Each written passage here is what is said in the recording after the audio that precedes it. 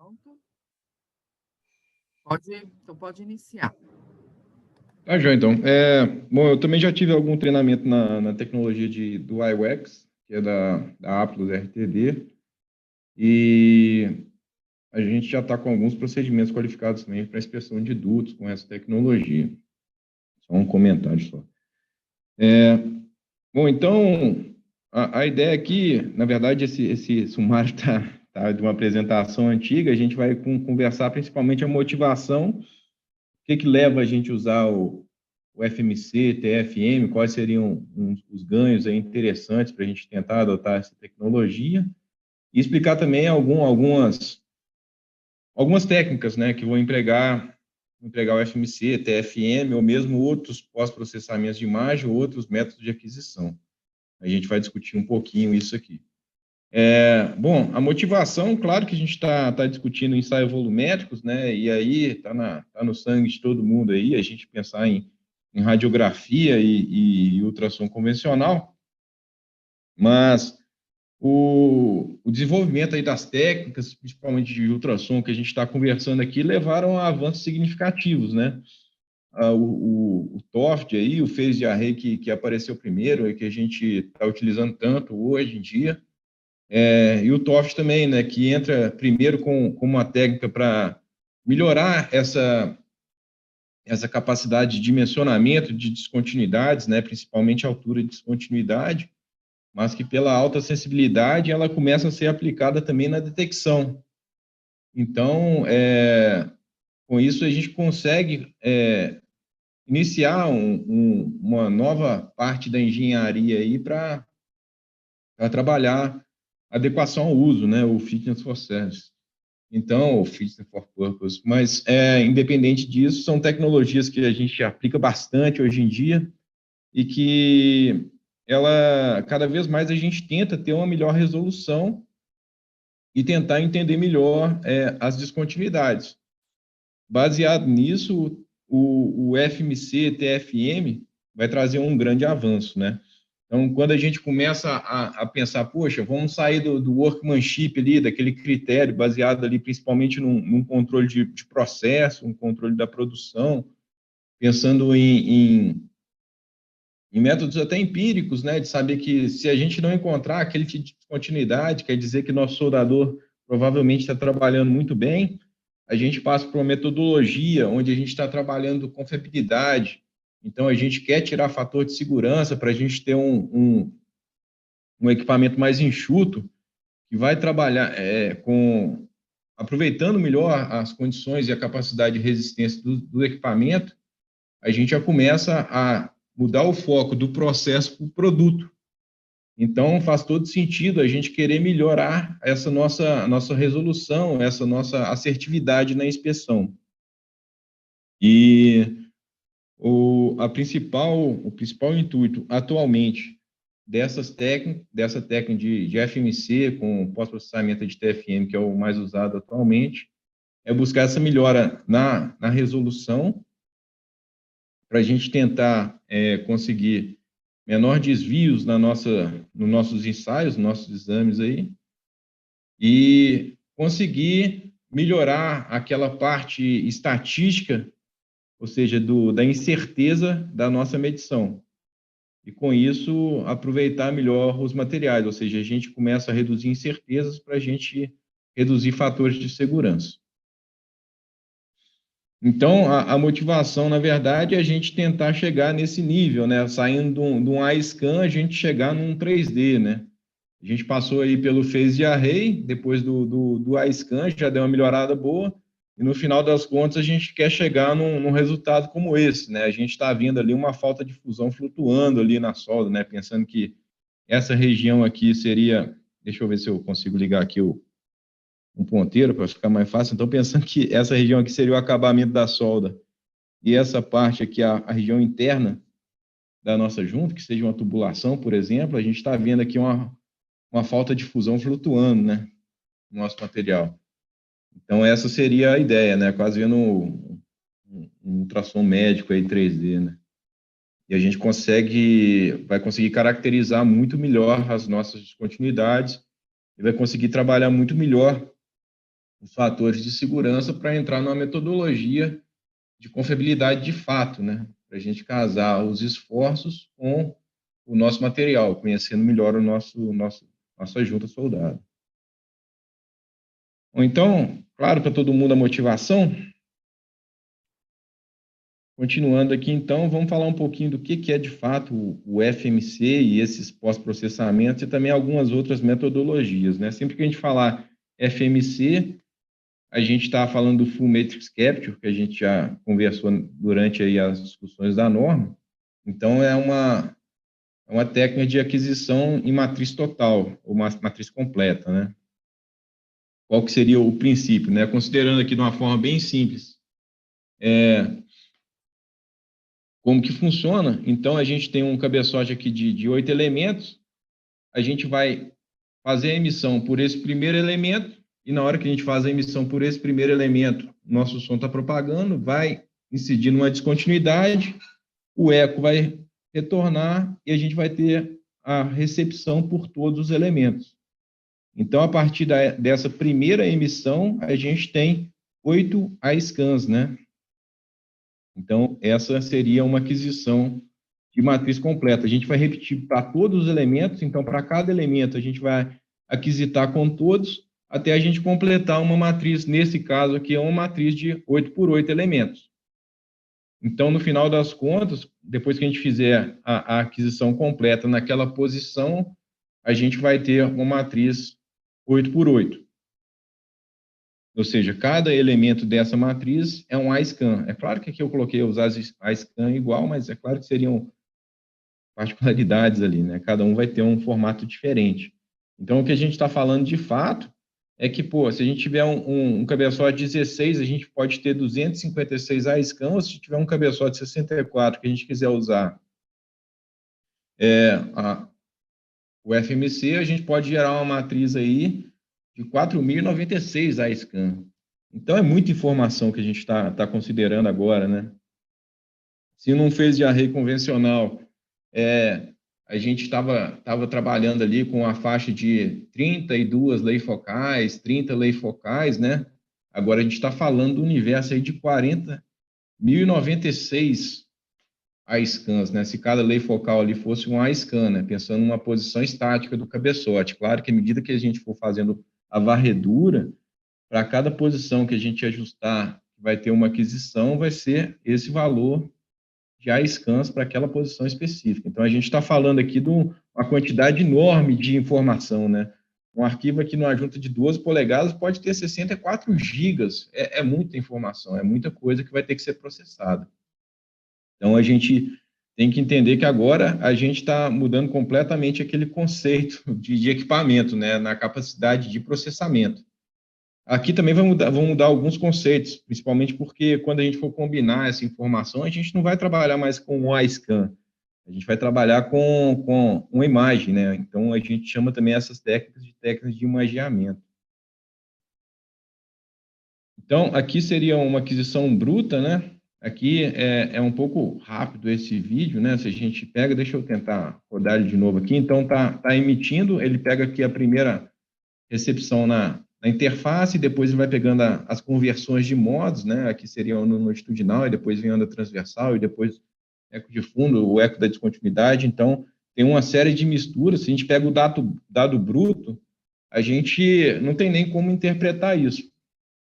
Então, na verdade, é uma aquisição pesada, bastante informação, mas que a gente vai precisar processar para a gente conseguir compreender toda essa informação que está sendo coletada. Uma dos modos de processamento mais utilizados atualmente é o que a gente chama de TFM, que é o método de focalização total. Qual que seria a ideia desse método, né? Então, imagina que a gente vai criar uma matriz, como fosse uma região de interesse. Depois que a gente define essa região de interesse, a gente pensa o seguinte: bom, eu estou emitindo, por exemplo, com o quarto elemento, esse quarto elemento vai ter um percurso sônico até esse quadradinho de ida, e depois ele vai ter um percurso sônico de volta para cada elemento diferente, né? Então, considerando que esse percurso sônico até esse quadrado vai ter até esse elemento um percurso sônico talvez parecido com esse elemento de cá, mas ele vai ser um percurso sônico maior do que até incidir o elemento de ida e volta, né? Então, simplificadamente seria isso, né? A gente vai ter um percurso sônico aqui de ida, que seria esse, né? O SI aqui seria o mesmo, né? Esse percurso sônico inicial vai ser o mesmo, porque está todos incidindo nesse quadradinho, enquanto que o percurso sônico de volta vai depender da posição de cada elemento aqui que está recebendo, né? Então, o que o TFM vai fazer? Ele vai normalizar esses sinais, para a gente entender que todos estão relacionados ao mesmo ponto específico. Então, ele vai combinar todas as amplitudes daqueles ASCAM para aquela posição específica e ele vai assumir uma determinada amplitude média. Então, o que ele vai fazer é isso. E como ele está fazendo essa amplitude, considerando aqui esse ponto específico, ele está focalizando nesse ponto. E por isso que a gente chama de focalização total, porque cada ponto vai ser a focalização de cada scan para aquela posição específica. Ficou claro para todo mundo? Falei bastante aqui, hein? Apenas uma pergunta, Claré, desculpa o atraso. Ele equaliza, então, no retorno, tanto a distância quanto a energia e acha uma média aí, não é isso? Exatamente. Ele vai combinar esses ecos, ele vai fazer uma linearização, né? Vou falar assim, porque ele consegue saber o tempo que está progredindo e ele consegue, por exemplo, se eu estou emitindo desse cristal, eu sei a posição de saída e eu sei a posição do retorno. Correto? Correto. Uhum, consegue fazer essa linearização, tá? Conhecer muito bem aqui como que é o transdutor dele, claro, isso a gente sabe, e ele também vai ter que conhecer muito bem as velocidades sônicas e também a geometria da peça, porque imagina o seguinte, Clara, que à medida que eu começo a ter alguma conversão de modo aqui, ou mesmo alguma reflexão, começa a ficar bem mais complexo essa lógica que eu estou explicando. Eu estou explicando o caso mais fácil aqui, né, que é um pulso que a gente está acostumado aqui, se fosse longitudinal, ida e volta, né? Uhum. Quando a gente está trabalhando ultrassom convencional, tudo que a gente quer é transversal indo e transversal voltando, concorda? Na hora que aparece pelo caminho, a gente parece se complica todo, né? Outro modo de onda e o cara já se enrola todo. Então aqui eu estou explicando o mais simples possível para a gente entender, né? Na hora que ele faz esse primeiro passo, ele vai combinar para tudo, e aí no final do processamento, o que a gente teria seria uma imagem dessa forma. Uhum. Então a resolução fica excelente, né? A gente, se fosse pensar o phase array, quem está acostumado vai saber que, aqui ficaria bem mais marcado aqui essa amplitude se a gente não tivesse feito uma focalização bacana e tal. Depois eu vou fazer algumas comparações. Mas a ideia básica do TFM seria isso. E a partir dessa ideia básica, a gente começa a complicar um pouco. Como eu comentei, né, a gente vai ter os modos de propagação. Então, aquele modo que eu estava considerando ali seria uma onda longitudinal indo e uma longitudinal voltando. A gente poderia também usar uma sapata que gerasse onda transversal, uma transversal indo, transversal voltando. Ou a gente pensa no pulo, uma longitudinal indo, refletindo e voltando. E a gente começa a ter uma série de complicações depois. Pode ser que tenha uma conversão de modo, eu quero pegar essa transversal voltando. Então, quando a gente fala o modo LL, TT, TTL, LLL, TTT, são esses modos que a gente está conversando. Tá? Então, se a gente fosse pensar, por exemplo, no ultrassom convencional que a gente faz de solda, se eu estou pegando a direta, seria esse modo. Se eu estou pegando no pulo, eu estou trabalhando com esse modo. Você está voltando.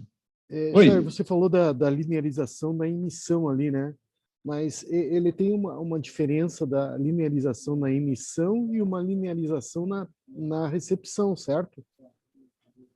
Na verdade, ele vai fazer, o algoritmo está considerando tudo isso, entendeu, Rodrigo? Porque você vai falar qual elemento que está emitindo, então você vai saber a posição relativa desse elemento que está emitindo para o elemento que está recebendo. Mas entendeu? esse ajuste que ele faz é independente, né? Independente. Podem ser fatores diferentes aí que interfira tanto na emissão quanto na recepção, certo? Na emissão, a gente está falando do FMC, a única coisa que você poderia alterar na emissão é a forma do pulso, entendeu? Porque a emissão você está considerando que seu cabeçote é conhecido, como eu falei, né? Então você imagina o seguinte, pô, aqui eu estou considerando que meu cabeçote é fixo, então a única coisa que eu posso alterar na emissão, eu não vou alterar a posição deles e a onda que eu vou estar emitindo é sempre uma onda longitudinal. Tudo bem, depois eu posso entrar na sapata e considerar que tem uma sapata e eu posso estar mudando. A onda que está saindo é sempre longitudinal, mas dentro da sapata pode ser que no meu material de interesse ela está virando transversal, entendeu? Mas isso eu vou considerar no meu processamento, entendeu? Porque o iScan que eu estou gerando, de fato, é saindo uma onda longitudinal e depois retornando uma série de sinais, entendeu? Certo, entendi. Então, tudo isso vai estar dentro do seu processamento. A gente vai ter aquele dado bruto, que é aquele dado que eu tinha mostrado aqui atrás. Então, esse dado, ele ainda não foi tratado. Então, aqui eu tenho todas as conversões de modos, entendeu? Então, em si, eu não tenho muito tratamento, a não ser o tempo que está sendo enviado e a posição relativa ao outro elemento, para eu depois considerar, de acordo com a técnica de pós-processamento que eu for utilizar, entendeu? A inteligência aí está na separação desses sinais aí, né? Exatamente.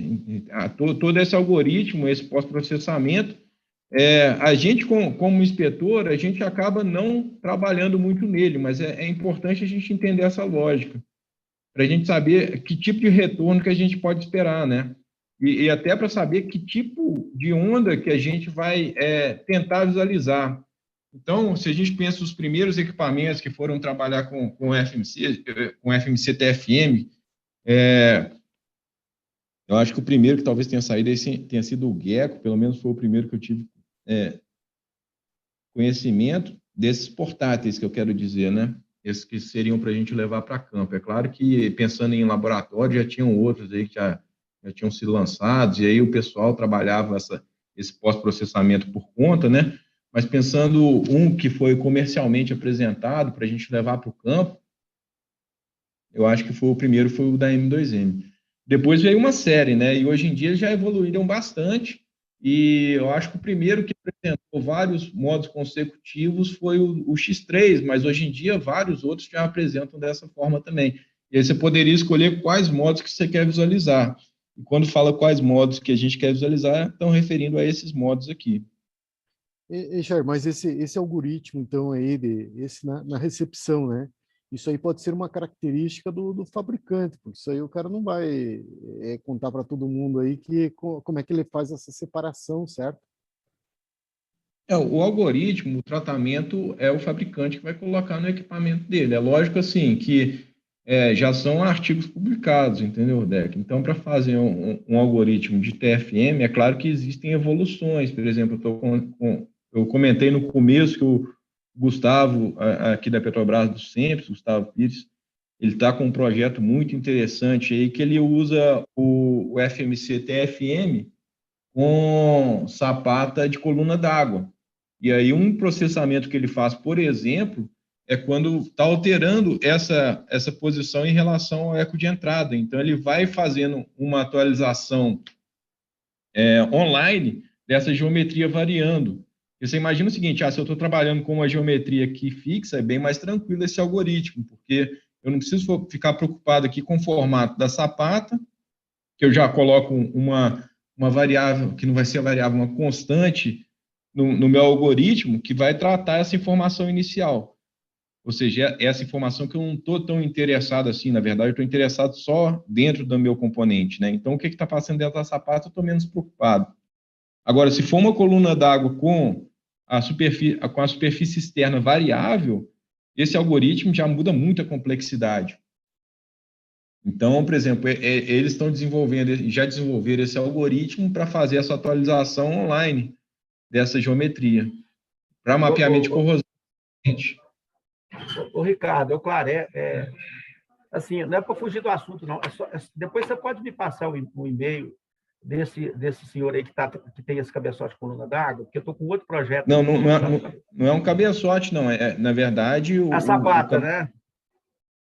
Não, é o seguinte, o projeto dele não é para o cabeçote em si, mas é para inspeção com coluna d'água. Então, você poderia, por exemplo, vou usar forma, vou usar um wedge, entendeu? Tá, mas é porque, no caso aqui, eu teria um projeto aqui que eu precisaria de uma sapata angular com coluna d'água. Se tiver condição de passar... Esse algoritmo funcionaria bem para esse caso. Posso passar sim, Clareia. Depois a gente conversa aí, eu te passo. Tá, eu agradeço. Desculpa aí, ou pessoal, você me passa seu contato. Tá, eu passo o seguinte, me manda seu contato. Tá, eu mando aqui. Meu contato é e-mail, você tem ali, né? chai@petrobras.com.br. E aí eu repasso seu e-mail para você. Tá bom, então. Obrigado. Desculpa aí, pessoal. Não por isso, tá tranquilo. Okay. Mas ficou claro para todo mundo aqui como é que é a lógica aqui? Ficou. Uma Ricardo, coisa... A única coisa... É porque na hora que Pode falar. Acho que o Romildo te perguntou, acho que, salvo engano, na equalização da entrada, da emissão e não da recepção, ou do retorno, eu peguei um pouco atrasado, parece que você disse que é um elemento que emite, né, e que os demais recebem, ou mais de um elemento emite também, para essa técnica. Aí são métodos diferentes de aquisição. Eu vou chegar nesse ponto, tá? Eu estou passando aqui primeiro, Clarel, o mais comum. Tá bom, mais usual, que a gente escuta o tempo todo falar, é FMC-TFM. Mas se você for entrar, vai ver o pessoal falando de PWI, TFM, entendeu? Então, são métodos diferentes de aquisição. O F, que a gente chama de matriz completa, é sempre um emitindo com todos recebendo. Mas, igual eu comentei, isso vai ser uma quantidade de dados enorme. Aí você imagina o seguinte, o equipamento, às vezes eu já apanho para fazer um phase de array aqui, na hora que eu coloco 5 grupos, eu tenho que fazer um escaneamento aqui que eu não posso andar, 2 milímetros por segundo, que ele já trava, já perde linha. É isso mesmo. Agora, você imagina como é que eu vou fazer para capturar 4.096 leis focais ao mesmo tempo, ainda fazer o pós-processamento e guardar essa informação dentro do meu equipamento, ele não vai travar. Então, um grande peso no FMC-TFM é essa capacidade do equipamento de fazer esse processamento. Entendeu? Então, hoje em dia, o que acontece? A maioria dos equipamentos comerciais que estão disponíveis no mercado, ele não vai guardar o dado cru. Aquela imagem que eu mostrei, aquela imagem verdinha, que tem aquele monte de eco ali que a gente não consegue entender, ele não guarda aquilo, ele guarda só o pós-processado. Tá? Isso pode ter algumas limitações, né? Porque, por exemplo, eu quero processar considerando o LL e o TT, beleza? Ou seja, se eu fosse alguma coisa que eu pegasse só no modo tandem aqui, né? Isso aqui é bem parecido com um tandem, né? Se eu fosse pegar um modo tandem, eu perdi, eu não tenho essa informação, porque eu guardei só essas duas, entendeu? Então, isso aqui já foi. Então, quando a gente está pensando nesses equipamentos comerciais, eu tenho que entender que eu tenho que fazer muito bem a minha qualificação do procedimento para aqueles modos que eu preciso para pegar aquelas descontinuidades específicas, eles estão sendo guardados, né, para eu fazer depois uma análise daquela informação. Porque, usualmente, você vai aquisitar para depois analisar o seu arquivo. Você não vai analisar ali em campo, igual um phase de array, né? Tudo bem? Ok, muito obrigado. Beleza, então. Então, era essa noção que eu acho importante a gente ter, tá? Então, por exemplo, se a gente fosse buscar aqui uma falta de fusão, que é aquela falta de fusão que estava flutuando naquela imagem do começo lá que eu mostrei, né? Você imagina que se eu fosse olhar no modo LL, colocando aqui um 5L64, com a sapata N55S aqui, que está todo mundo cansado de usar, eu não veria nada na LL, não veria nada, ou veria muito pouco, na verdade, que eu não veria nada mesmo na TTT, né, porque não estaria voltando para ele se eu estou mandando, que ele está voltando aqui antes, ou não está nem refletindo bem, que ele está refletindo de volta, né? Então, pegaria só de fração, às vezes, aqui, e enquanto eu pegaria muito bem na TTT, né, se eu fosse pensar ultrassom convencional, com certeza eu iria querer usar um tipo de inspeção. E aqui aparece muito claro para mim o sinal. Isso aqui é uma simulação nociva, tá? Só para ficar claro, não é uma inspeção, só para demonstração. Ô, Ricardo, só para entender essa nomenclatura, não sei se todos estão entendendo, quando está TTT, 3 T's, qual a diferença dos 3 T's para o 4T? Vamos supor. Aqui é o seguinte, cada vez que eu pintar essa setinha aqui de vermelho, é uma onda longitudinal que está partindo, então você imagina o seguinte, essa sapata aqui é aquela N60L, sabe? Ok. Uhum. Beleza? Então, eu estou com a sapata aqui, que ela vai gerar onda longitudinal dentro do meu material, uma longitudinal saindo do material, uma longitudinal voltando. Aqui uma longitudinal, quando ela refletir no fundo, ela vai continuar longitudinal e vai retornar longitudinal quando ela bater na descontinuidade. Então quando você passa do meio pulo é que vai mudar a nomenclatura, não é isso?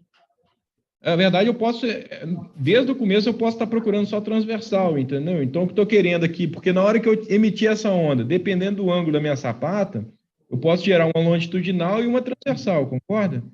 Concordo. Porque a nomenclatura aqui, quando você foge da perna 1, vamos dizer, do meio pulo, né? Você entra no campo de um pulo, a nomenclatura ela muda aí, não é isso? Em vez de ser um L simples, não necessariamente a primeira perna já pode partir transversal, entendeu? Nesse caso aqui, por exemplo, ela parte transversal, entendeu? Porque a parte que está dentro da sapata eu já desconsiderei. Então, eu posso considerar que a explicação da nomenclatura é transversal de ida e transversal de volta, é isso? Exatamente. Por isso que exatamente. O outro aqui, o lado direito aí é transversal de ida, e depois, num pulo, a transversal continua e volta com a longitudinal. É isso? Exatamente. Tá. Então, agora eu entendi. Obrigado. Beleza? É exatamente isso. Porque... Oi. Alguém ia falar alguma coisa? Não, eu já entendi. Eu queria fazer um comentário, Shire. Pode fazer, mano. Até esse quadro aqui, né? Que é importante, é muito importante na definição num procedimento, você já saber o que você vai precisar cobrir, né? Então, nesse quadro aqui que você está mostrando, a descontinuidade está lá quase na outra parede, né? Agora, se a gente tem uma descontinuidade que está próxima da superfície de contato, tá? E você escolhe, por exemplo, só a técnica TTT, ou a TT, por exemplo, existe uma grande possibilidade de você não detectar nada. Então, na definição de procedimento, né, tem que se estudar muito bem quais os modos, né, de geração que a gente vai empregar para cobrir 100% do volume. Tá?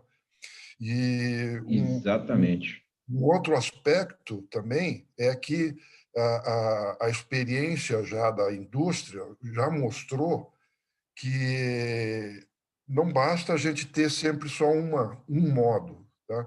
Porque existem condições em que a gente pode ter respostas de percursos sônicos, vamos assim, idênticos, e você vai estar relatando uma geometria como descontinuidade.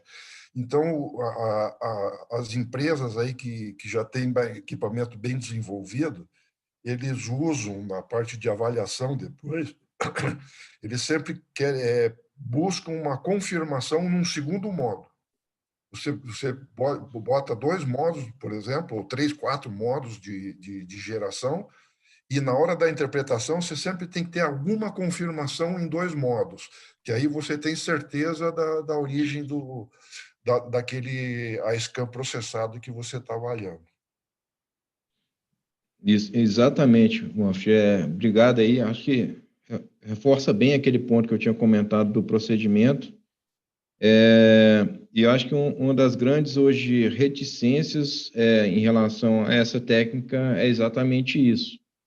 Porque quando a gente, por exemplo, até no phase de array, né, quando a gente está fazendo um scan plan, e a gente desenha aquele scan plan bonito, correndo em cima de toda a solda, dá a impressão de que toda a solda está sendo sonificada, né? Que o som está passando em toda aquela região ali que a gente está fazendo a cobertura, e que qualquer descontinuidade que aparecesse ali seria detectada. E isso não é bem verdade, porque vai depender muito da orientação da descontinuidade, vai depender de como que está sendo essa incidência, porque a gente trabalha por sueco, né? Então, existem metodologias, quando a gente está fazendo esse tipo de avaliação, que o pessoal está pegando mais de um modo, está tentando buscar difração, porque também é típico aí a gente conseguir algum sinal de difração, ou mesmo difração não só na reflexão, né, mas também na incidência direta, tá? Então, o pessoal já ouviu a nomenclatura aí de tal de TOFR, né, TOFR, seria o Time of Flight of the Refraction, e não da difração. Mas a ideia é bem essa que o Manfred falou, é muito importante na qualificação do procedimento a gente ter corpos de prova representativos do tipo de descontinuidade que a gente está buscando. Tá? Eu vou depois comentar algumas variáveis também que tem que ser consideradas quando a gente faz esse tipo de ensaio, que nem todos os equipamentos estão preparados para esse tipo de ocorrência. A gente vai entender um pouco isso, e eu tento fazer algumas correlações aí com o phase de array que a gente está acostumado. Exatamente. Tem que ter aqui acho que fica bem claro, né, Manfred, isso que você comentou, né? Eu tentei deixar. O estado atual da tecnologia nos equipamentos portáteis, né? A gente tem que usar isso aí com muita cautela, porque não é assim, vou fazer um TFM que agora que eu vou ter uma cobertura de 100% da minha solda, com precisão e etc. E, na verdade, não é isso que o equipamento vai te fornecendo. Eu acho que aqui, alguns parâmetros a gente já consegue até discutir bem aqui, só por essa imagem. Imagina o seguinte, se a minha espessura não é a nominal, porque quando eu vou falar para o equipamento, para ele fazer aquela conta de onde está acontecendo o pulo, eu tenho que estar muito bem ajustado essa espessura, porque ele vai considerar esse pulo baseado na espessura que eu informar para ele. Fica claro para todo mundo isso. Se essa espessura não for a que eu informei, eu vou ter um erro direto nesses dois modos. Porque eles estão considerando essa espessura para fazer esse pulo. Ô, Ricardo, então já eu posso... desculpa, para terminar. Pode falar. Então, assim, para mim aplicar a técnica TFM, eu tenho que partir do pressuposto do tipo de descontinuidade que eu quero pegar. Por exemplo, se eu faço ultrassom convencional aqui, eu fiz orelha normal, certamente eu pegaria essa falta de fusão aqui, talvez, dependendo da espessura, com uma varredura única. Quando a gente está trabalhando com o TFM, dependendo da expectativa e qual que é o propósito, né? Eu teria que estudar primeiro o que eu quero pegar para definir várias técnicas. Por exemplo, aqui essa falta de fusão não pega com LL, nem com TTT, nem com TT, mas pega com TTTT, né? E aí? Então, quer dizer que... É o Claré, né? É isso mesmo. Ô, Claré, eu acho que, assim, para qualquer ensaio de ultrassom, isso tem que ser considerado, sacou? Mas eu acho que aqui fica mais evidente. Não, eu sei, mas o que eu estou dizendo é o seguinte, quando eu trabalho com método convencional e com ultrassom, phase array, por exemplo, né? Onda transversal e tal, eu não me preocupo. Eu vou aqui, faço ultrassom e pego essa falta de fusão aqui. Dimensiono, não dimensiono a altura, né? Mas consigo localizar e tal. Agora, dentro do TFM, o que vai trabalhar isso aqui é o TTT. Então, por exemplo, o TFM, eu posso trabalhar com TTT junto com LL, junto com TTT, ou tem que ser um de cada vez? Uma varredura para cada um, Pode ser ao mesmo tempo, tudo depende do seu equipamento. Ah, tá. O que você vai fazer esse pós-processamento depois? Você imagina o seguinte, não, eu vou só aquisitar o meu FMC e depois eu vou fazer o pós-processamento em um computador separado. A ideia que eu estou tendo é que essa técnica assim, ela vai demandar assim, mais quantidades de varredura, mais capacidade de processamento. Não. Essa aqui, se meu equipamento tivesse capacidade suficiente, eu poderia fazer todos esses modos ao mesmo tempo. Inclusive, tem equipamentos que fazem isso, tá? Beleza. Tem equipamentos no mercado que fazem isso aqui. Eles fazem todos os modos ao mesmo tempo. Ah, bacana. Não, porque senão seria não são esses equipamentos. Não são esses equipamentos hoje em dia que você vê disponível no mercado, vendendo, tipo o X3, ou tipo o Gecko, o novo, ou tipo o Vel+, entendeu? O Vel Plus, todo ao mesmo tempo. mas a maioria dele consegue fazer 4 ao mesmo tempo, por exemplo. Ah, entendi, não. Aí tudo bem. Entendeu? E aqui é o seguinte, essa descontinuidade que eu marquei uma descontinuidade, assim, bem simples e para todo mundo entender, porque está na veia de todo mundo esse tipo de descontinuidade. Todo mundo pegou esse... Quando está fazendo nível 2, e aí ficou feliz da vida porque detectou. Agora, se eu tivesse colocado uma trinca quente aqui, ou se eu tivesse colocado uma trinca perpendicular, esse modo já não seria bom, mas esse modo seria excelente. Exatamente. Entendeu? Então, para todo ultrassom que a gente faz, a gente tem que pensar em qual descontinuidade que a gente está buscando. Porque no ultrassom convencional, se eu tivesse aqui o mesmo phase array, se eu tivesse uma descontinuidade aqui que não estaria bem para o meu pulo, que é essa inspeção, eu teria que acertar bem a posição do meu cabeçote para eu conseguir pegar ele no meu ajuste. Então, a gente pode concluir que o TFM ele vem suplementar ou complementar, né, mais técnicas, inclusive ao mesmo tempo, que vai cobrir as limitações que tinha anteriormente quanto à orientação de defeito e outras situações. Quer dizer, ela o TFM tem uma capacidade enorme, tem uma capacidade enorme, mas a capacidade dele, hoje em dia, está muito atrelada à nossa capacidade de processamento. Certo. Porque, por exemplo, imagina o que eu comentei aqui. Pô, essa espessura, o ideal seria que ela fosse atualizada online. A gente coloca esse valor fixo no nosso equipamento, ele vai fazer essa conta aqui. Se eu tiver uma variação de espessura aqui por causa de um adoçamento, eu perdi minha inspeção, entendeu? Eu perdi minha inspeção. Ah, se meu material não foi exatamente aquela velocidade que eu coloquei, ou se na conversão de modo, meu material não está batendo a mesma velocidade daquela que eu usei de referência bibliográfica. Eu perdi minha inspeção, entendeu? Ah, se meu material tem um comportamento aqui anisotrópico, pô, perdi minha inspeção completamente. Eu não vou conseguir interpretar isso. Entendeu? Porque são todos aqueles valores que eu coloquei como constantes e que, pô, no convencional é bem comum eu fazer isso, mas depois eu consigo corrigir naquele meu croquis ali, ajustando a espessura, entendeu?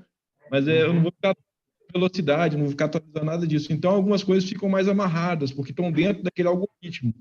Tem que saber como que o algoritmo funciona, para saber como que ele está fazendo essa apresentação para mim das informações. Então, entendeu? Um rigor muito grande nas entradas, né? Naquilo dos dados que vai passar para o programa aí, né? Quando a gente vê os vídeos de fabricantes na internet, a gente sempre vai ver uma condição ideal. Entendeu? Então, vai ser uma peça que ele está com a espessura bem dimensionada, que ele sabe as propriedades de velocidade daquele material. Então, a imagem vai ficar muito bonita. É exatamente isso que eu estou mostrando para vocês aqui. Na hora que a gente começa a colocar outras complicações, vou mudar aqui a orientação da minha descontinuidade, vou alterar uma espessura aqui de uma forma aleatória, vou mudar o meu material, vai ter uma solda dissimilar. Então, tudo isso começa a ser um complicador que sai. Tá? Mas o potencial dele é fenomenal, sem dúvida nenhuma. A gente só está saindo um pouco daquela parte que a gente estava acostumada, que é interpretar um iScan, interpretar um sinal num phase de array, partindo para uma parte muito mais computacional. A gente tem que ter um domínio de software, não o inspetor em si, mas quem programou aquela inspeção tem que ter esse domínio de software muito grande, para saber se a inspeção está sendo efetiva ou não. Então, exatamente aquilo que o Manfred comentou. O nosso procedimento tem que estar muito bem estabelecido para a gente saber se ele está sendo eficiente ou não. Entendeu? Porque se a gente fizer a simulação só em corpos de prova muito bem comportados, e que normalmente é o que acontece, né? A gente faz os nossos mock-up numa condição que a gente está fazendo ali um entalhe usinado, então está numa posição bem bacana, a gente está colocando uma descontinuidade que a gente quis colocar, então ele está numa orientação bem definida. Mas na prática não é isso que acontece, né? Com certeza. Aqui é uma comparação desses sinais, né? Então, por exemplo, o ultrassom, a gente vê que ela teria uma abertura muito maior, e aqui no FMC TFM ele está bem resolvido ali, né? A resolução melhora bastante. Então, a gente vai melhorar muito esse dimensionamento, né? E aí a gente consegue fazer aquela parte da mecânica da fratura que eu comentei, né? De reduzir as incertezas. Então, se a gente for pegar o ASME hoje em dia, até a última revisão dele, ele vai indicar esse tipo de técnica para quando a gente está usando esses métodos de adequação ao uso, para a gente ganhar em resolução. Tá? Então, eles chamam de métodos de alta resolução. Uhum. Aqui são imagens de uma apresentação da Olympus, mostrando exatamente aquela mesma condição, mas agora ele representando em um entalhe. Como se fosse um entalhe na raiz. A gente vê aqui que o modo LL dele, ele não está pegando nada. Ele está pegando aqui naquele modo do pulo, né, do TTT aqui, ele também não está pegando nada. O TT, ele pega alguma coisa, ele pega aquele corner echo, né, aquele eco aqui da quina, ele pega bem. Talvez tivesse um sinal da difração aqui que ele não está mostrando bacana por causa da questão da amplitude.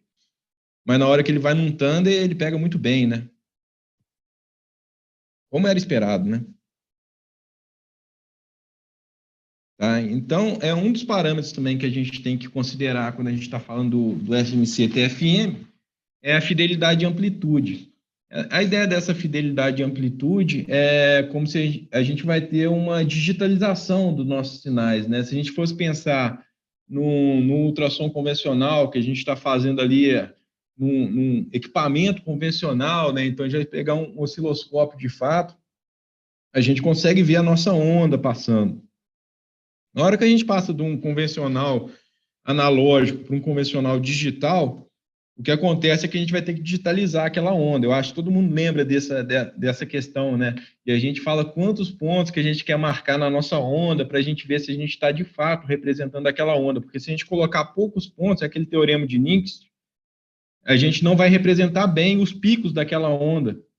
Aqui a ideia é bem parecida com isso, né? À medida que a gente começa a ter aquela malha mais refinada ou menos refinada, a gente consegue representar melhor os picos de amplitude, e a gente consegue representar melhor como é que está variando a amplitude dentro daquela malha que a gente fez da nossa região de interesse.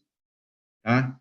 Então, se a gente for pegar aquela primeira imagem aqui que eu tinha colocado, essa malha aqui, imagina que eu posso reduzir bastante esse quadradinho, né? Até que a minha imagem vai chegar nesse nível. Então, aqui eu estou com uma malha bem reduzida. Então, se aqui eu estava com uma malha bem grosseira, que ficou só um ponto vermelho, nessa outra aqui, eu estou com um ponto, com uma malha bem de quadradinhos bem pequenos, que eu consigo definir muito bem. Onde é um quadradinho bem azul clarinho. Agora, se na hora que for pegar um quadrado maior aqui, o que ele vai fazer? Ele vai fazer a média desse quadrado aqui especificamente e vai ficar naquela coloração da média. Agora, imagina que a minha malha caiu de cortar exatamente nessa posição. Então, o que vai acontecer é que eu vou ter um quadradinho laranja em cima e um quadradinho laranja embaixo. Perceberam? E aí seria na sorte que eu estou pegando o máximo ou o mínimo da amplitude, né? Então, a ideia da fidelidade de amplitude é exatamente isso. É a gente definir se o nosso pixel é pequeno o suficiente para identificar qual que é o pico daquele sinal, o pico da amplitude, né? A amplitude máxima e a mínima ali.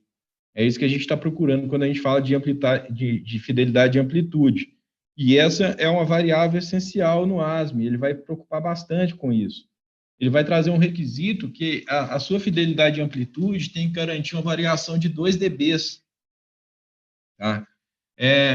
Em geral, essa fidelidade de amplitude, como a gente espera, ela vai variar da frequência do transdutor e da largura de banda, claro, né? Porque se a gente tiver um cabeçote mais ou menos amortecido ali, com certeza vai fazer muita diferença em como que a gente tem que discretizar aqueles sinais, e o comprimento do pulso, né? Que está tudo relacionado.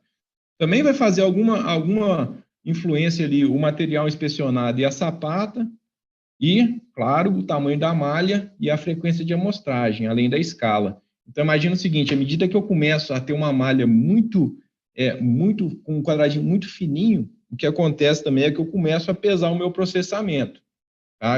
Se eu quero olhar uma peça ali de 40 milímetros de espessura, imagina que se eu for colocar uma malha ali, para cada quadradinho ter 1/3 do comprimento de onda, por exemplo, se a gente estiver falando aí num comprimento de onda aí de 3 milímetros, se a gente for 1/3 do comprimento de onda, cada quadradinho tiver 1 milímetro, eu vou ter, na minha espessura, pelo menos 40 linhas, né? Se eu for pegar a espessura inteira. À medida que eu quero que essa malha seja menor, bem menor do que meu comprimento de onda, então tem 1/10 do comprimento de onda, igual está esse aqui, ou seja, 1/20 do comprimento de onda, aí eu já começo a pesar muito o meu processamento, porque eu vou ter que fazer várias discretizações, enquanto que aqui está um processamento muito leve, mas a gente consegue perceber que a nossa imagem está muito ruim também, né? Tá? Então aqui eu tenho uma variação muito grande, à medida que eu mexo o meu cabeçote um pouquinho, esse ponto aqui que está vermelho, ele pode variar 5 dBs. Então, está muito alto essa incerteza, essa fidelidade é muito baixa. Tá? Enquanto que aqui a fidelidade está muito boa. E aquele limite do ASME que eu falei atualmente é de 2 dBs. Tá? A gente tem uma regra prática que seria da ordem de 50%, pode acontecer coisa de 6 dB, ou se for 20% do comprimento de onda, eu vou estar numa imagem legal. Aqui só mais uma comparação, então também numa simulação nociva aqui. Se a gente tivesse aqui uma malha de 2 milímetros, né, ou seja, quadradinho, cada quadradinho tem 2 por 2, pegando aqui esses 3 furos, a gente vê que fica uma imagem bem ruim, né? A gente não tem resolução nenhuma aqui, a gente não está pegando nem bem o furo nenhum. Porque como o furo aqui está muito grande, desculpa, o quadrado aqui está muito grande, ele começa a pegar uma média de uma região muito grande. E aí eu começo a perder muito essa fidelidade, né? Onde que é o pico da amplitude? Eu já perco minha referência. À medida que eu começo a aumentar, eu começo a melhorar um pouquinho, começo a diminuir o tamanho da minha malha e aumentar o número de pixels, aí eu começo a melhorar. Chega um ponto que fica muito bom, excelente, a gente tem uma resolução muito boa aqui, mas em compensação chega um ponto que não faz tanta diferença. Perceberam? Aqui a imagem está praticamente igual. Então, Ricardo, no phase array, quando a gente vai dimensionar a altura, a gente não tem uma técnica assim precisa, entendeu? Esse phase array que a gente tem. Dá erro também, mesmo usando a difração, sempre dá erro, né? E assim, eu estou imaginando aqui, a minha ignorância aqui, estou imaginando, se fosse aumentando esse número de pixels, haveria uma condição de que se eu dimensionasse a própria imagem na tela, ela seria próximo da imagem real, da dimensão real do defeito? Aí é o seguinte, a gente vai conseguir uma melhora, mas tudo vai depender do tipo de onda que eu estou utilizando. A imagem real do defeito, a gente teria que combinar vários modos de onda. Entendeu? Por exemplo, aqui eu estou usando a LL, entendeu, Clara? Então, imagina o seguinte, à medida que eu estou melhorando aqui, você vê que eu não consigo ver o furo inteiro, eu só consigo ver onde a LL está batendo bem e voltando. Ah, tá. Entendeu? Não é o próprio furo, né? A qualidade só da imagem. Não é o furo. Eu só estou pegando o pico, eu tenho a melhor reflexão da minha onda longitudinal. A longitudinal bate aqui e volta para esse transdutor que estava aqui, vai voltar para cá e vai voltar para cá. Então, essa região aqui eu consigo ver bem com a LL, tá vendo? Enquanto que aqui embaixo... Por exemplo, a norma P104, ela te pede para dimensionar a altura de defeitos, né? Na verdade, antigamente era no convencional, mas mesmo no phase array, né? No phase array, a não ser com aquela outra técnica de zona, né? Zonal, mas mesmo assim ainda fica sempre, né? Um erro. Incerteza a gente sempre vai ter, né? Mas você imagina o seguinte, à medida que essa técnica, por exemplo, a gente consegue combinar um modo que a gente vai pegar na direta, a gente vai pegar no pulo, a gente vai pegar no tandem, a gente vai pegar, inclusive, difração, porque vão ter modos específicos que a gente vai gerar uma difração interessante. Quando a gente começa a combinar esses sinais, a gente começa a mapear muito melhor a nossa peça. E a gente reduz essa... Hoje em dia, sem sombra de dúvida, assim, eu acho que... Oi? Uma sugestão aqui, né? Só acrescentar nisso. Nesse exemplo que você tem aqui dos furos, né? Vamos imaginar esse furo de maior diâmetro, né? Se você projetasse aqui agora o processamento, né? Você botou o LL, mas se tivesse colocado um TTT e um 4Ts, né?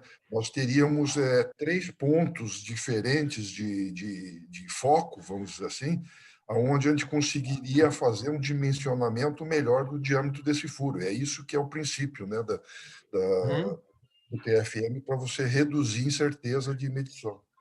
Bacana. Exatamente. Imaginar o seguinte, vou imaginar só esse furo aqui, por exemplo. Se eu tivesse uma TTP, ó, eu estou batendo essa parte de baixo que eu vou conseguir visualizar toda. Isso. Exatamente. Entendeu? Então, é exatamente isso, Manfred. Aí eu conseguiria, por exemplo, fazer aqui num TTT, pegar bem essa lateral, Isso. e aí eu consigo fazer todo esse mapeamento. Aí na hora que eu começo a combinar os modos de onda, eu começo a melhorar muito melhor o meu imaginamento. Se eu fico em um modo de onda só, eu estou praticamente usando o phase de array, né? Não tem ter uma resolução melhor, porque eu tenho muito mais informação, mas ainda não vou conseguir chegar naquele nível do bebezinho lá do ultrassom médio. Beleza? Mas assim, ó, hoje, Clara, assim, é lógico que isso é uma consideração muito particular e de vivência que eu tive até agora. Outras pessoas vão ter uma vivência maior e outras uma vivência um pouco menor. Mas, pela vivência que eu tive até agora, as melhores práticas que eu vi foram combinando todas essas técnicas e quando a gente conseguia fazer um fluxo para a gente conseguir tentar interpretar o que seria cada sinal, como o Manfred comentou, né? Então, você vai ter que combinar pelo menos 2 técnicas para você validar aquela descontinuidade, entendeu? Uhum. Beleza? Entendi, sim. Entendi. Muito obrigado, viu? Tranquilo. Aqui é mais um exemplo, cara, de uma apresentação da Olympus também, considerando essa questão da fidelidade e amplitude, que vai ser um parâmetro que vai fazer muita diferença para a nossa confiabilidade do ensaio. Tá? Aqui só mostrando com a fidelidade e amplitude aqui, ele está colocando 40% do comprimento de onda, a gente vê como que varia, né? Se ele variasse esse cabeçote para frente e para trás, esse perfil da onda aqui também vai variar bastante. Uma hora um vai aparecer mais alto, outra hora outro vai aparecer mais baixo.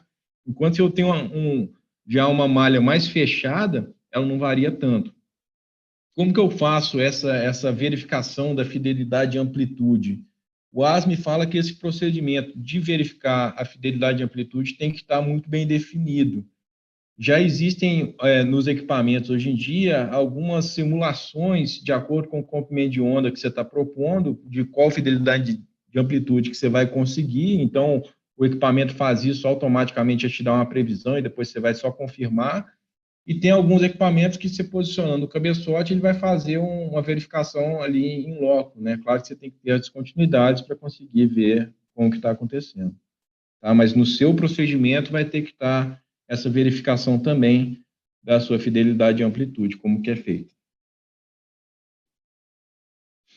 Aqui, algumas variações que a gente pode ter nos parâmetros, né? Então, se a gente tem aí uma variação do número de elementos que eu tô pegando, eu vou mudar também o tanto de informação que eu tenho e acabo impactando na resolução que eu consigo.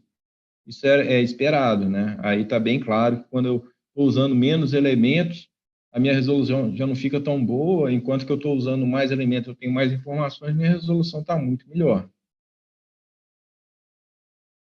Aqui é só um exemplo também, à medida que eu não coloquei a informação adequada no meu equipamento, eu perdi minha descontinuidade.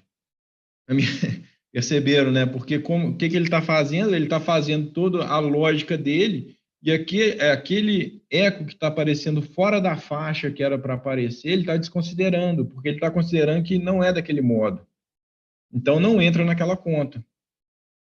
Perceberam? Então, também vai fazer diferença eu informar bem, porque se essa informação for uma constante no meu algoritmo, se eu não informar a espessura correta, você vê que a variação aqui não foi tão grande, né? Foi de 3, 4 milímetros, já tem uma perda significativa na amplitude daquela minha descontinuidade. Pensando que essa descontinuidade é aquele entalhe, né? Aquele exemplo do entalhe que ele mostrou para a gente.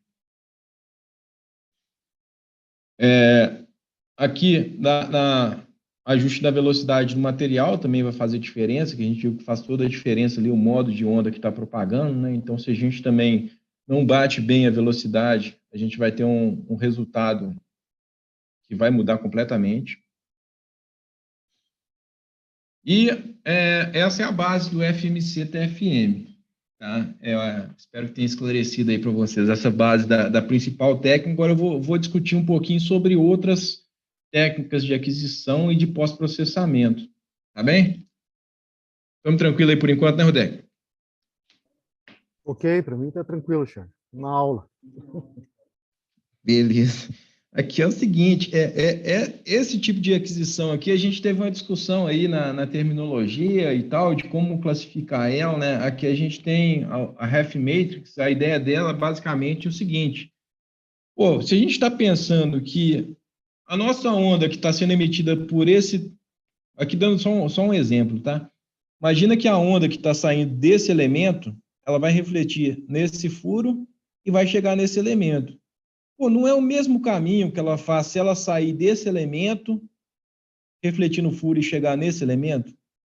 Ou seja, essa informação aqui é a mesma informação que está aqui. Então, por que eu tenho que pegá-la duas vezes se é a mesma informação? Então, se eu estou falando aqui do segundo elemento, emitindo aqui para o sétimo elemento, então o que eu estou falando é que essa informação aqui, A27, é igual a essa informação A72. Então, se eu pegar só uma delas, eu não precisaria pegar a outra. Então, o que ele vai fazer é o seguinte, então vamos cortar todas essas aqui, eu não preciso pegar nada disso, porque essa informação é igual a essa informação é igual a essa informação é igual a essa, e ele vai censurar essas informações. Então, na hora da captura, ele vai capturar só essa metade inferior da matriz, e a diagonal principal, né? E aí ele consegue reduzir bastante o tanto de dados que ele está coletando, e com isso, o seu processamento vai ficar bem mais rápido. Você vai ganhar muito em processamento aqui. Mas é claro que você já deve estar imaginando o seguinte, pô, mas talvez isso não seja bom para todos os casos, né? Pô, beleza, se eu estou falando de LL ou de TT, talvez seja interessante. Agora, na hora que eu estou falando de LLL ou de TTT, já não vai ser a mesma coisa, vai mudar. Não obrigatoriamente pode ser igual. Então, é uma prática, ela existe, e a aplicação dela tem que ser muito bem pensada de quando ela vai ser válida e eficiente. Tá? Mas a ideia do Ref Matrix Capture é o seguinte, é exatamente essa. Nós vamos aquisitar ou só a metade superior ou só a metade inferior da matriz. Esse foi uma das primeiras propostas aí para a gente tentar, que o pessoal fez, né? O pessoal que estava desenvolvendo a técnica fez para tentar reduzir o número de informações que estão sendo aquisitadas para melhorar esse peso do processamento. Tá? Uma segunda ideia é o que a gente chama de matriz esparsa. Aqui entra muito modelagem matemática e métodos matemáticos, né? Mas a ideia é a seguinte, pô, será que eu preciso de fato de todas essas informações? Será que, pô, eu emito uma, aí eu deixo de emitir duas, e aí depois emito a terceira? Será que eu já não teria informação suficiente para o que eu quero?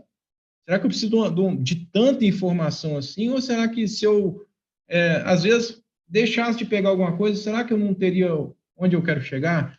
A matriz esparsa é mais ou menos isso. Ela vai decidir em alguns momentos que ela não vai colher essa informação. E existem algoritmos e metodologias para otimizar essa censura, né, de coleta, tá? Eu não entrei muito no mérito de como que faz essa metodologia para otimizar. Existem alguns equipamentos que eu acho que já oferecem essa técnica. Eu acho que o VEL, eu não cheguei a trabalhar com o VEL, mas em das páginas que eu estava pesquisando, eu acho que eu vi lá falando que ele tinha essa metodologia. Também não entrei no mérito, porque eu não estava muito detalhe de como que ele fazia essa otimização, mas ele chamava do método SMC. O SMC, para mim, é esse Sparse Matrix Capture. Tá? Aqui eu coloquei de um artigo, depois, se alguém tiver interesse, eu posso passar essa referência. Eu não cheguei a anotar aqui, mas eu tenho esse artigo. A gente vê aqui que ele pegando esses 3 furos, ficou bem interessante a resposta. E ele conseguiu um resultado muito bom. Tá? E aqui a gente consegue ver nessa representação que não há um iScan agora, quando a gente fala do FMC-TFM ou SMC-TFM, né, que aqui ele está fazendo o TFM da mesma forma. Ele só está fazendo o TFM em cima do SMC. Então, todos esses dados que ele está pegando, ele vai fazer aquela linearização que a gente viu, e ele chegou, em vez de chegar nesse resultado, que seria a matriz completa, ele chega nesse resultado, que aqui a gente vê que tem algumas informações que não estão lá, né? Mas ele consegue um resultado muito interessante, também com menos informações, agilizando a aquisição de dados. Essa é uma terceira técnica, né? A gente teve a Full Matrix, depois a Half Matrix, agora a Sparse Matrix. E a gente tem uma quarta técnica que também está sendo bem discutida e alguns equipamentos já propõem também, por exemplo, o Zetec lá, o da Zetec, Topaz, né? Também oferece essa ideia. E essa ideia basicamente é o seguinte: pô, e se a gente fizesse um arranjo, por exemplo, como fosse um phase de array? Imagina que a gente está fazendo um arranjo setorial. Nesse arranjo setorial, a gente está variando de menos 30 até mais 30. E essa informação que a gente coletar, a gente vai fazer essa emissão e a gente vai aquisitar com todos. Então, eu vou emitir esse feixe menos 30 e vou registrar com todos os elementos. Vou emitir esse feixe aqui, que seja menos 20, e vou registrar com todos os elementos. Mas eu não vou emitir com todos os elementos, perceberam, né? Eu vou pegar aqui, por exemplo, posso emitir com todos os elementos, mas todos ao mesmo tempo, fazendo esse feixe de menos 30. Perceberam? Então, a ideia seria essa. Eu vou reduzir bastante aqui o número de elementos o número de leis focais que eu estou emitindo, né? Em compensação, esses dados eu vou tratar na forma do TFM. Então, aqui fazendo outra comparação, aqui também com uma matriz bem fechadinha, né?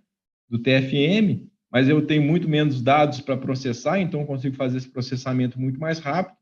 Meu resultado não ficou tão diferente. Então, eu tenho alguns ganhos significativos se eu for utilizar esse modo de aquisição. De uma matriz de 64 elementos, eu posso partir para uma matriz de 8 por 64. Perceberam? Ô, Chair, aí eles fariam uma focalização na recepção aí, grosseiramente falando, seria isso. O TFM é sempre considerando a recepção, entendeu? Na verdade, sim. Ele vai fazer essa triangulação sempre nos dados que você está passando para ele, né? Então, ele vai combinar todos aqueles sinais, considerando aquele arranjo que você falou para ele estar emitindo e recebendo, né? Entendeu?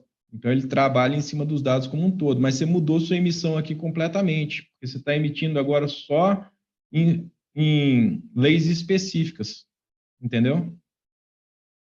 Entendi. Então, você emite aqui, por exemplo, uma estou forma de emitindo diminuir. aqui 64, mas eu estou emitindo numa lei de menos 30. E estou recebendo com os meus 64. Por isso que eu tenho aqui 4 linhas. Oi? Chay, eu acredito também uma vantagem é a intensidade desse pulso, né? Com certeza pode fazer diferença para vários materiais. A amplitude vai ser bem maior do que um elemento só pulsando. Com certeza é uma vantagem a nossa onda. Na emissão, a gente vai ter muito mais energia na onda, né? Mais energia. Então, a relação sinal-ruído vai ficar melhor. Em compensação, a gente pode perder um pouco de resolução, né? Porque, como está voltando mais energia, a gente pode depois ter mais dificuldade para distinguir um sinal do outro. Mas faz todo sentido no mundo. Se a gente está emitindo uma onda com mais energia, vai retornar mais energia também. E a gente tem uma tendência a melhorar essa resposta. Mas a ideia é essa mesmo. Pegaram a ideia desse aqui? Esse aqui já tem muito equipamento que faz isso, tá? A gente pode ajustar, a gente faz um arranjo para emissão, então que a gente marque um arranjo linear, igual a gente está acostumado, um setorial, e a partir dessa emissão, depois a gente vai fazer a recepção com todos. Em vez de ter aquela matriz de 64 por 64, a gente vai ter o número de leis aqui, né? Que a gente colocou para o número de elementos que estão recebendo. Então, essa é outra ideia. Aqui só comparando um phase de array com arranjo linear, um phase de array com S-scan menos 30 mais 30, como é que seria a resposta? Aqui, essa técnica de aquisição que eu comentei do PWI, e aqui um FMC. Pô, não variou tanto aqui, né, do phase array. É uma condição específica, né, é só um teste, a gente vê que está um pouco melhor a resolução aqui, está aproximando bem mais do TFM, FMC TFM, mas fica interessante, né, porque aqui o que acontece é que a gente está pegando essas informações e a gente está fazendo o TFM para toda aquela rede de elementos, né, que está recebendo. Enquanto que aqui a gente está recebendo e emitindo com os mesmos, né. Aqui a recepção aumenta bastante. Então, são as principais técnicas de emissão que a gente varia em relação à FMC. As técnicas de pós-processamento, eu vou destacar só a do IUX aqui, que eu tinha comentado no começo, que é uma técnica que a Aplus tem usado, a Aplus RTD, né, tem usado, e ela é bem parecida, na verdade, com o TFM. Ela apareceu um pouco antes, mas a lógica é bem parecida. Aqui a gente está vendo a apresentação dele com vários modos combinados, tá? Eu não vou entrar em detalhe dela, porque para mim, eu não sei, assim, teoricamente, eu não consigo perceber a diferença dela para o TFM. Então, a lógica é basicamente a mesma. Ele vai fazer aquela linearização e depois vai fazer a focalização, mas ele tem um algoritmo próprio. E ele chama de IWX, que é Inverse Wave Extrapolation. E ele consegue, e normalmente esse equipamento da Aplus, ela vai trabalhar com todos os modos. Então, na apresentação, você vai conseguir identificar cada modo separadamente ou eles sobrepostos, né? Igual eu estou mostrando aqui, esses modos sobrepostos. Isso aí é mais uma patente, né, Chay? Esse método aí, né? Sim. Mas eu ainda não consegui perceber a diferença, apesar deles chamarem diferentes, tá? Eles terem nomes diferentes. Eu também, pela experiência toda que eu já tive com eles, aí eu não consegui destacar uma diferença significativa, não. Eu já fiquei mais tranquilo, mas eles já estão com um software assim, bem avançado, né? E os equipamentos deles também, como eles trabalham muito no desenvolvimento de equipamentos, né? E são equipamentos, como o Rudek falou, dedicados e que não vão estar disponíveis em mercado, né? Ele já tem um equipamento bem desenvolvido, então aqui, por exemplo, ele está mostrando vários modos aqui, e inclusive essa imagem é a do IUX, né? Essa imagem da 3D é a partir desses dados do IUX aí. Eles mostram aí como propaganda. É claro que essa imagem aqui, duto também é uma condição mais tranquila, que tem menos variação em relação a algumas propriedades, né? Mais tranquila em relação a isso. Lógico que tem sua complexidade e dificuldade, principalmente quando a gente está pensando no nível de confiança que a gente tem que ter nessa inspeção. Mas para a gente conseguir uma imagem dessa aqui, tem que ser bem comportado o sinal, né? Isso que eu quis dizer. Então, a ideia era essa aí, pessoal. Espero que tenha contribuído um pouquinho. Se alguém tiver algum comentário, alguma outra dúvida aí, fica à vontade. Pois esse da IUX aí ficou estranho porque eles conseguiram colocar esse nome na ISO, né? Se não tem diferença aí, tipo, a gente percebe que eles tinham ação direta nessa norma aí, né?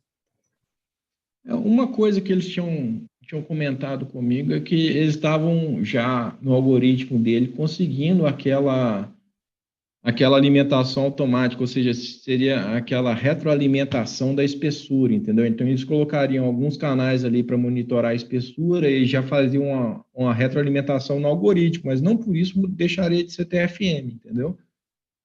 Porque, de qualquer forma, o processamento continuaria sendo, mas eles falam que tem uma certa diferença, mas eu ainda não consegui perceber. Até assim, informação que eu já tenho assim de certificação que eles fizeram junto do DNV, né? comparando o rotoscan deles, que é o sistema zonal, né, usando feixe linear, para o iWAX, né, a incerteza de medição das descontinuidades entre essas duas técnicas, né, que eles já aplicam, reduziu coisa de 3/10 na altura do defeito, a incerteza. Então, melhorou a precisão e etc., mas não foi assim a gente tem que, às vezes a gente imagina, né, ou idealiza que a técnica vai ser bem próximo de zero, e a realidade, a prática, né, é diferente, porque cada condição que você está usando, a tecnologia, o modo que você usa, o material que você está inspecionando, tudo isso aí reflete no resultado final, né? Então, nunca vai ser Eu acho que absoluto. essa melhora ainda deve ser numa condição ideal, né, Manfred? Porque se você pegar outras variáveis, ainda pode ficar menor ainda, né? Pode, O exatamente. sucesso no final é que... É a limitação do processamento, porque eles já usam, se não me engano, acho que uns 8 modos de geração, né, de processamento, tá? Sim. No sistema iWAX deles, né? E teve essa redução, quer dizer, não foi uma redução significativa dentro do que muita gente pode idealizar. É só esse comentário que eu faço, né? Melhorou toda a vida. Se a gente está trabalhando com mecânica da fratura, 3/10 faz uma diferença muito grande, né? É isso mesmo.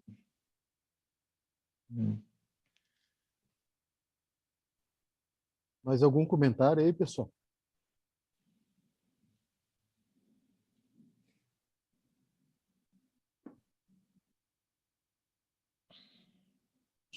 Acho que Eu não. acho que a apresentação, o Charles está de parabéns. Eu acho que ele conseguiu fazer uma explanação bem didática, bem ampla, né?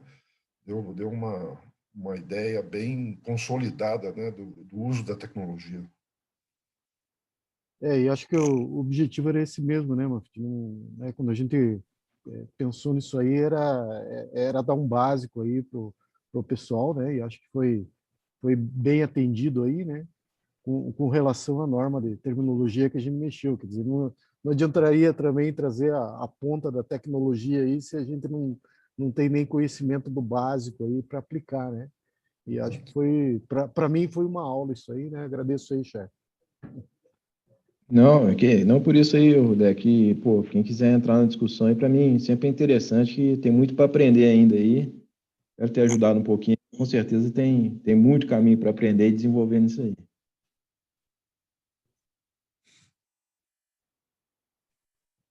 Então aí, pessoal, vamos fazer um intervalinho, uns 10 minutos aí, voltamos 11h05 aí, Ana. O que você acha? Ok? Ok, pode ser. Ok. Ok.